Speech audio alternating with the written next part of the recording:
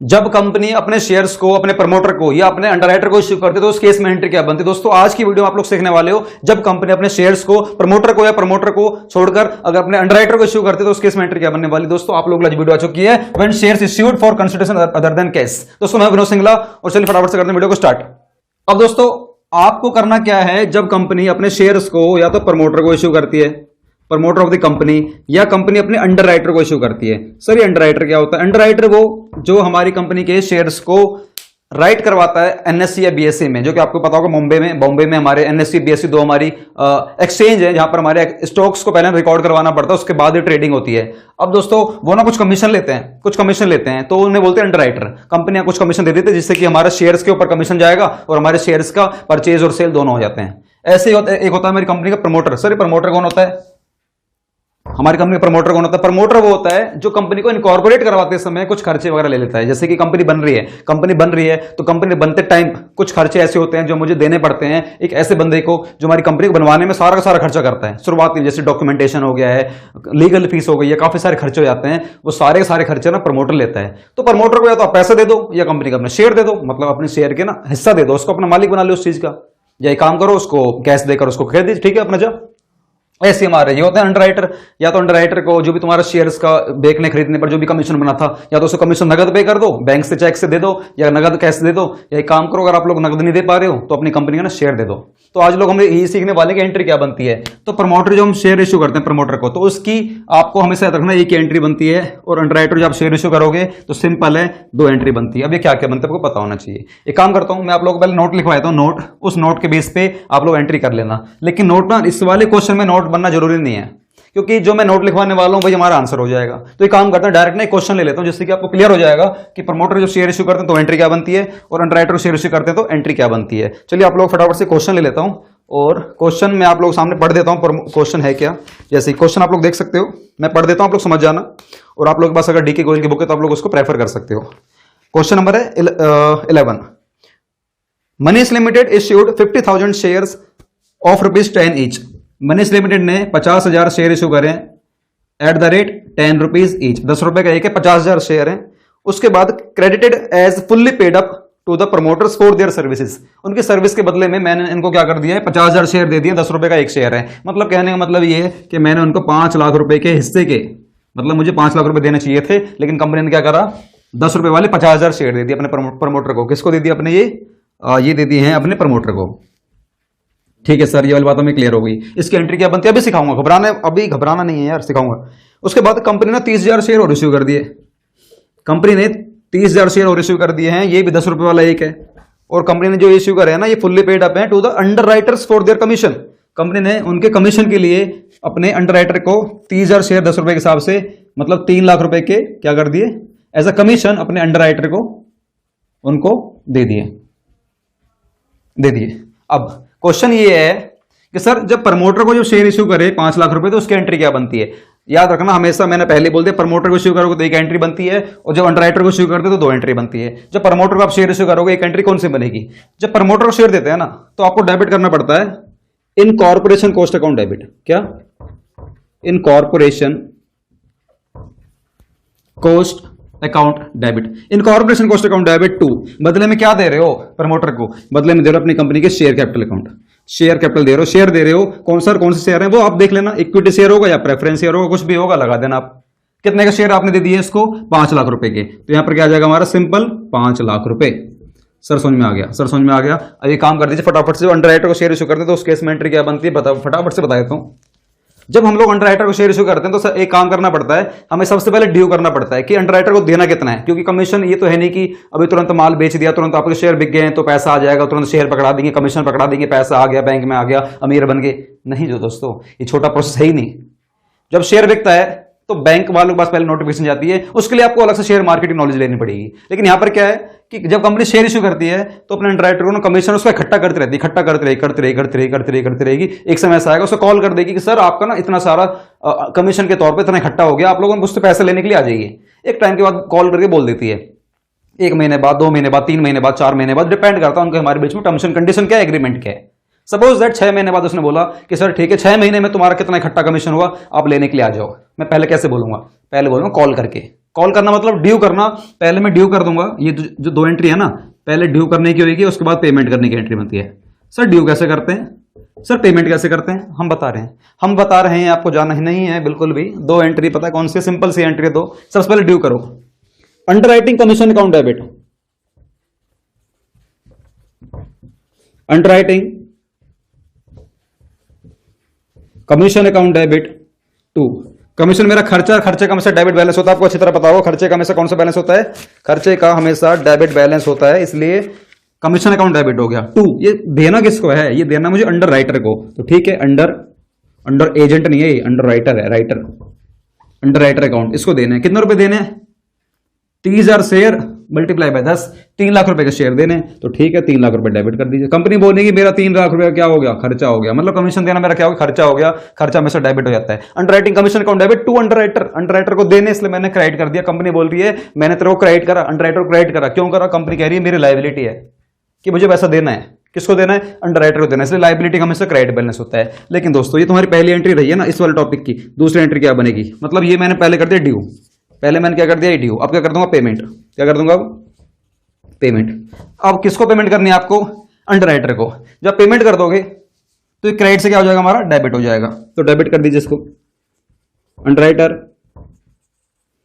Account debit 2। क्या दे रहे हो बदले में, हो सकता है आप कैश दे दो, कैश अकाउंट कर देना, हो सकता है आप उस अंडरराइटर को बैंक से पेमेंट कर दोगे, बैंक लिख देना, हो सकता है आप कैश नहीं दे रहे, बैंक से भी नहीं दे रहे, आप ना अपनी कंपनी के शेयर दे रहे हो, उसको अपनी कंपनी का मालिक बनाना चाह रहे हो उतने रुपए के लिए जितने रुपए आपको देने चाहिए थे, तो ठीक है मालिक बना दो। मालिक कैसे बनाओगे, शेयर कैपिटल अकाउंट, लेकिन वो डिपेंड करेगा आपके ऊपर है, आप इक्विटी शेयर देना चाह रहे हो, प्रेफरेंस शेयर देना चाह रहे हो। मैं मान के चलता हूं मेरी कंपनी देना चाह रही है इक्विटी शेयर, तो एंट्री क्या बनेगी 2 equity share capital account.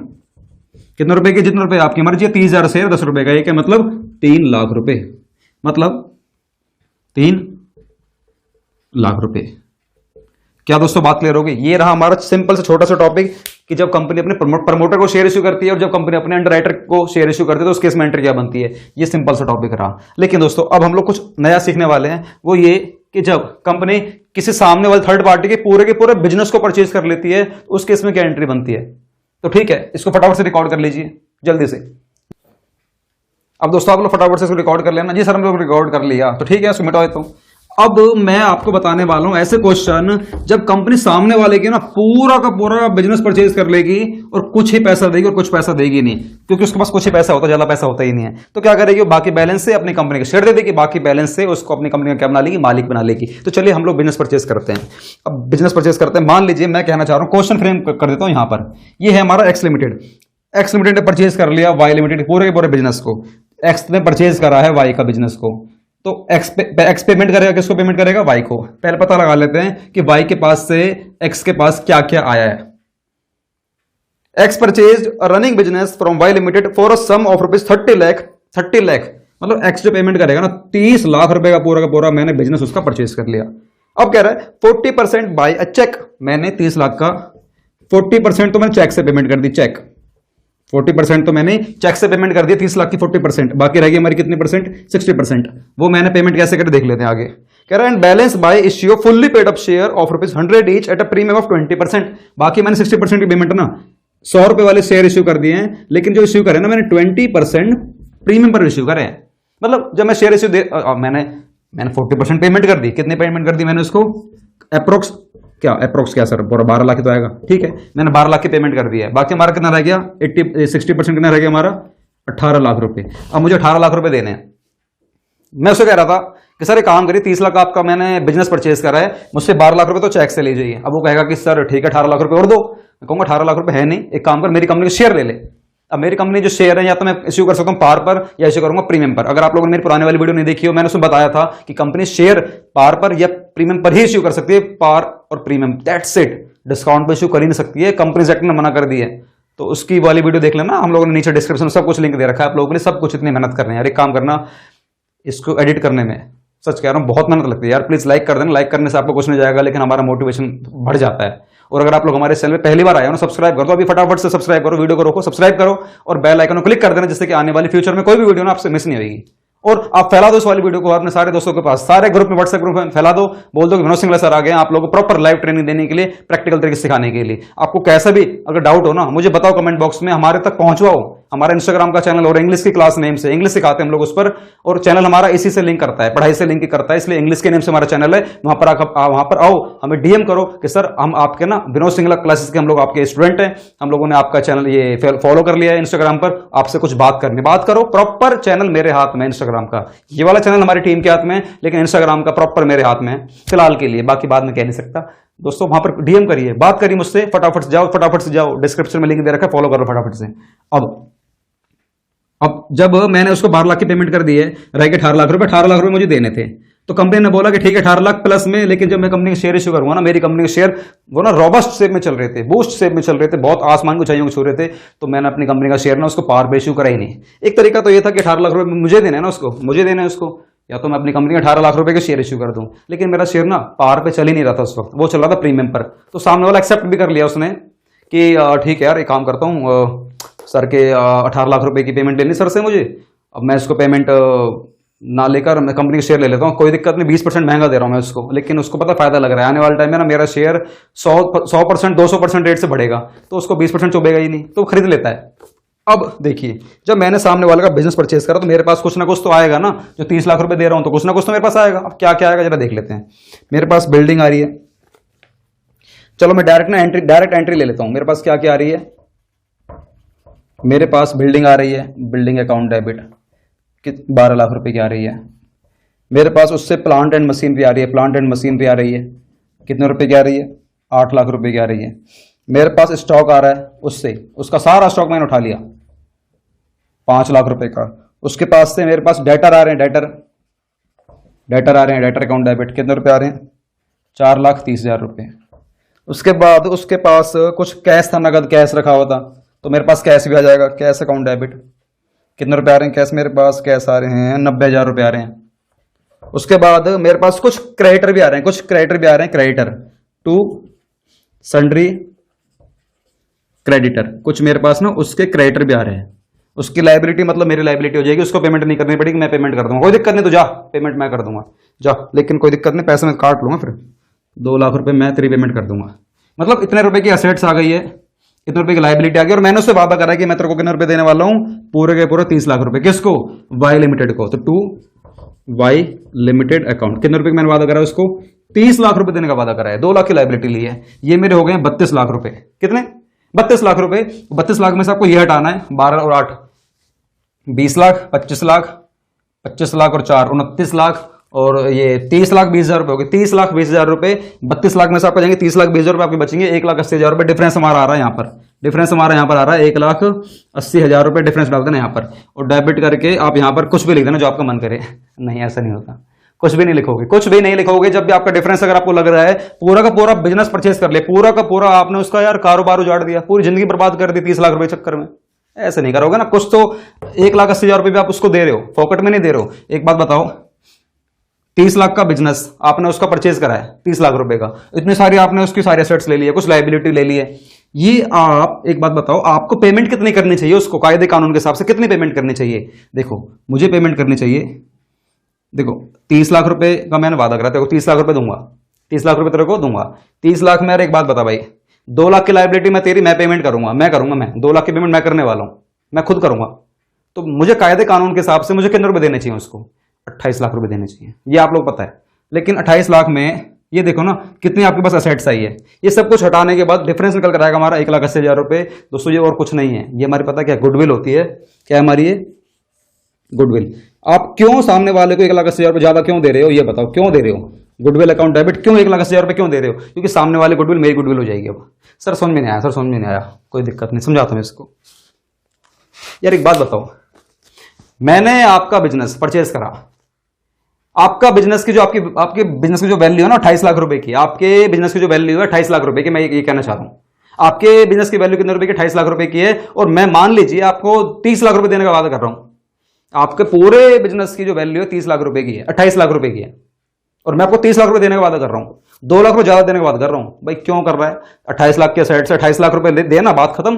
2 lakh रुपए ज्यादा क्यों दे रहा है, वो मैं इसलिए दे रहा हूं क्योंकि ना उसकी गुडविल भी तो है, उसने भाई 10 साल 5 साल 15 साल काम भी तो कर रहा है, उसके नाम से ग्राहक आते हैं काफी सारे, तो उसकी वजह से पैसा कमाऊंगा, आने वाले समय पैसा मैं कमाऊंगा, तो वो उस गुडविल के पैसे मांग रहा है। तो मैंने कहा कितने रुपए चाहिए बता, कह रहा है उसने निकाल दिए अपना गुडविल वगैरह निकाल लिए। आपका चैप्टर था ना 12th क्लास में, change in profit sharing ratio, अगर आप लोगों ने वाली वीडियो नहीं देखी तो एक काम करो, सब कुछ अभी वीडियो नीचे डिस्क्रिप्शन में जाओ, डिस्क्रिप्शन में मैंने ना वीडियो को नीचे लिंक दे रखा है, उस लिंक में क्लिक करो, पहले वाला चैप्टर देख लेना कि कैसे हम लोग गुडविल निकालते हैं। और नहीं तो एक काम करो, आपको आपकी जो भी डिमांड है, आप नेक्स्ट वीडियो के टॉपिक के ऊपर चाहते हो बताओ, फटाफट से मैं और वीडियो शूट कर दूं आप लोगों के लिए। शूटिंग का टाइम चल रहा है, बहुत सारे शूटिंग तब वीडियो आएगी, आप बस बोल देना आपको वीडियो चाहिए क्या, मैं फटाफट से बना दूंगा। लेकिन दोस्तों एक बात बताओ, 28 लाख रुपए की जगह 30 लाख रुपए दे रहा हूं, 2 लाख रुपए ज्यादा दे रहा हूं, क्यों दे रहा हूं? क्योंकि मैं सामने वाले का ना बिजनेस परचेज कर रहा हूं और 2 लाख रुपए उसको गुडविल के दे रहा हूं। तो अब उसकी गुडविल खत्म हो जाएगी, मेरी गुडविल बन जाएगी। तो जब मेरी गुडविल बन जाएगी ना 2 लाख रुपए देकर, तो मेरी क्या बन जाएगी, वो असेट्स बन जाएगी। क्या बन जाएगी मेरी, वो असेट्स। और असेट्स आपको पता है हमेशा क्या पता है, डेबिट बैलेंस होता है। सर एक बात बताओ, क्या ऐसा भी होता है कि मैंने सामने वाले का बिजनेस लिया, बिजनेस हमारा 28 लाख रुपए का, वही 28 लाख रुपए का भी है, 28 लाख का ही है, लेकिन मैं ये कह रहा हूं कि देख 25 लाख रुपए दूंगा, ले रहा है तो ले ले।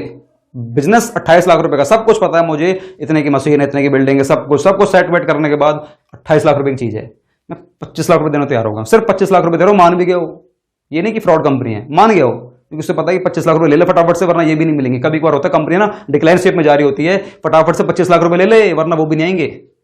अब उस केस में क्या होगा, मेरा फायदा होगा 3 लाख रुपए का। अभी पहले वाले इस वाले केस में क्या था, मेरा घाटा है 2 लाख रुपए का, नहीं 2 लाख रुपए का नहीं, 1,80,000 रुपए मेरा घाटा है। क्यों? क्योंकि मैंने सामने वाले का ना असेट्स परचेज करी है, सामने वाले का मैंने बिजनेस परचेज करा है, उसकी मैंने गुडविल खरीदी है, तो खरीदने की कुछ तो भरपाई करनी पड़ेगी ना, मैंने भरपाई कर दी 1,80,000 रुपए की। लेकिन दूसरा केस ये बन सकता है कि मुझे ना कम पेमेंट करनी पड़ रही है, 25 लाख रुपए 28 लाख की चीज है, सिर्फ 25 लाख रुपए पेमेंट कर रहा हूं, मात्र 25 लाख पेमेंट कर रहा हूं मैं, 3 लाख रुपए कम पेमेंट कर रहा हूं।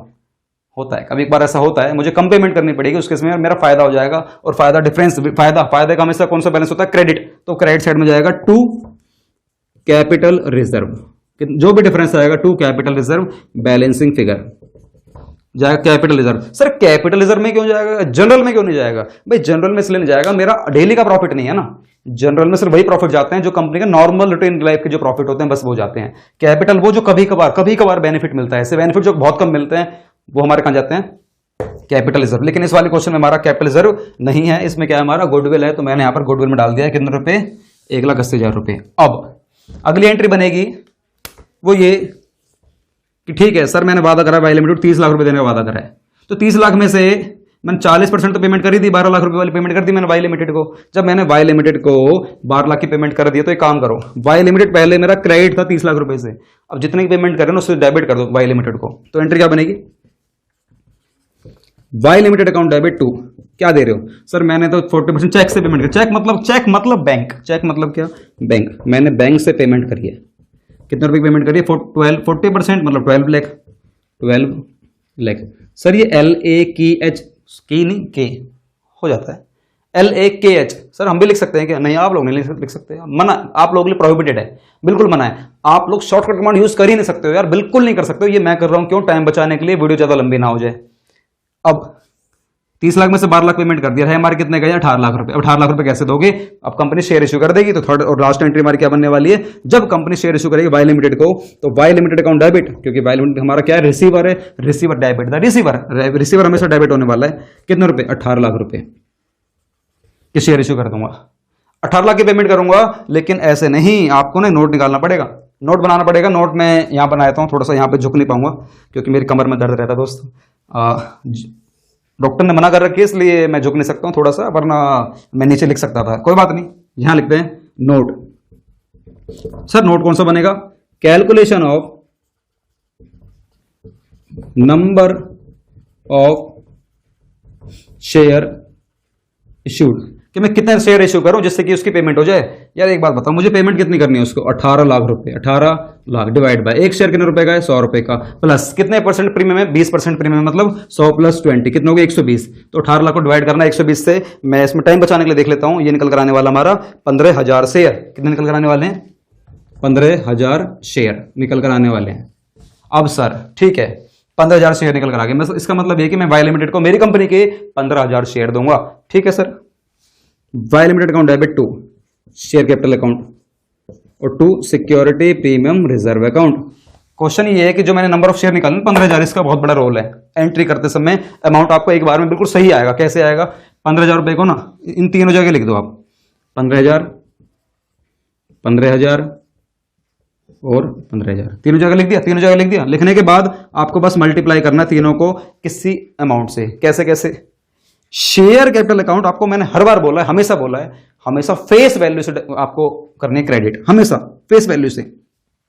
सर फेस वैल्यू क्या होता है?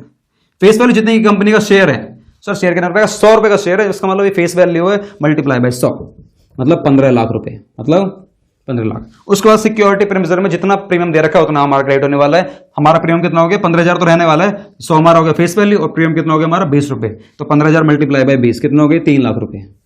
15 और 3 कितने हो गए? 18 लाख रुपए। दोस्तों ये रहा तुम्हारा पूरा का पूरा टॉपिक, जो कि हमारा है share issued for consideration other than cash. जब आप किसी कंपनी को शेयर इश्यू नहीं करोगे, मतलब कैश नहीं दोगे, शेयर दोगे, तो उस केस में एंट्री क्या बनती है? मैंने आपको काफी सारे टॉपिक करा दिए। एक तो ये कि जब कंपनी अपने प्रमोटर को इश्यू करती है शेयर, तो क्या एंट्री बनती है? अंडरराइटर करती है तो क्या एंट्री बनती है? और जब कंपनी पूरा का पूरा सामने वाले का बिजनेस परचेज कर लेती है और कुछ पैसा नहीं देती है, और देती भी है, कोई दिक्कत नहीं, देती है तो मैंने एंट्री कर दी। सर यहाँ तो बैंक से पेमेंट करिए ना, अगर नकद दिया होता तो क्या होता? कुछ नहीं होता यार, यहाँ पर कैश आ जाता है बस, Y limited account debit to cash account. और कुछ अगर पेमेंट आप शेयर में कर रहे हो तो कोई दिक्कत नहीं, शेयर में कर दो। अब आप जो शेयर इश्यू कर रहे हो, या तो पार पे इश्यू करोगे या करोगे प्रीमियम पर। सर पार पे कैसे करते हैं? मैं बना देता हूं, ठीक है ना, अलग से एंट्री वैसे बनेगी नहीं। 18 लाख के 18 लाख अगर आपने शेयर कंपनी के पार पे इश्यू कर रहे हैं, तो सिंपल एंट्री बनती Y limited account debit to share capital account. बस कितने रुपए? पूरे के पूरे 18 लाख। बस ये एंट्री बन जाती है, सिंपल है। और आपने अगर करा है प्रीमियम पर, तो प्रीमियम पर एंट्री करने के लिए बस 2 एसपीआर हो जाएगा। लेकिन निकालना पड़ेगा इस केस में आपको calculation of number of share issue. Sir ये किस केस में निकालना पड़ेगा? सिर्फ और सिर्फ और सिर्फ और सिर्फ और सिर्फ प्रीमियम वाले केस में, दैट्स इट। और किसी केस में निकालना ही नहीं है। अगर पार वाला केस है ना, पार वाले में ये वाला कैलकुलेशन जरूरत ही नहीं है, 1% भी जरूरत नहीं है। तो दोस्तों आज की रही हमारी छोटी सी क्लास, आपको कैसी लगी वीडियो फटाफट से बताना नीचे कमेंट बॉक्स में, और हमारी वीडियो को लाइक कर देना, प्लीज लाइक कर देना यार, हमारे मोटिवेशन के लिए। और एक काम करना, अगली वीडियो आपको किस टॉपिक के ऊपर चाहिए बताओ फटाफट से कमेंट बॉक्स में, जल्दी से बताओ फटाफट से कमेंट बॉक्स में, बिना लाइक करे जाना मत। देखो जाना मत, हमारी मोटिवेशन की बात है यार, आपके एक लाइक से कुछ नहीं जाएगा, हमारा मोटिवेशन बढ़ जाता है, दैट्स इट। अगली वीडियो किस टॉपिक के ऊपर चाहिए फटाफट से बताओ कमेंट बॉक्स में, हम लोग मिलेंगे बहुत जल्द अगली वीडियो में। वंदे मातरम, जय हिंद।